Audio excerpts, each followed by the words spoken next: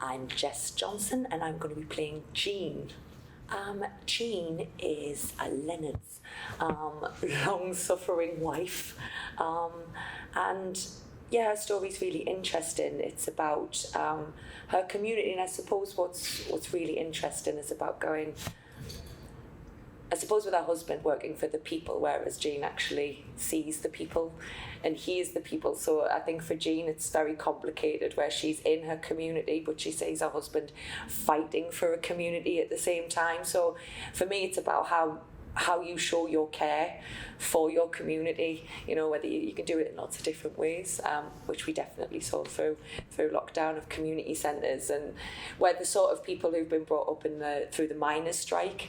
So it was all that kind of pulling together, and Len's definitely that, and Jean's definitely that, and watching this sort of new Labour government, this new movement kind of moving in to what we now know in hindsight, but it's an interesting transition, which I think really mirrors the transitions that we're going through now. So yeah, Jean's sort of in the middle of a storm, if you like. She's at the centre of it, and she's watching it all play out.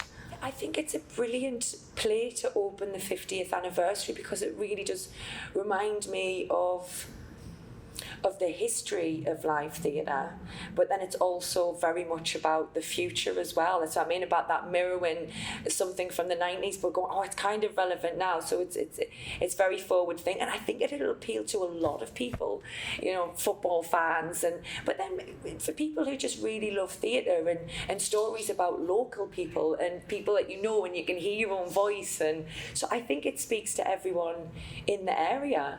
And there's some funny. It's fun, and it's, you know, it's not just a straight drama. I mean, I think we can recognise all of the characters, and I think that's always appealing for people to be able to come and see themselves represented on stage.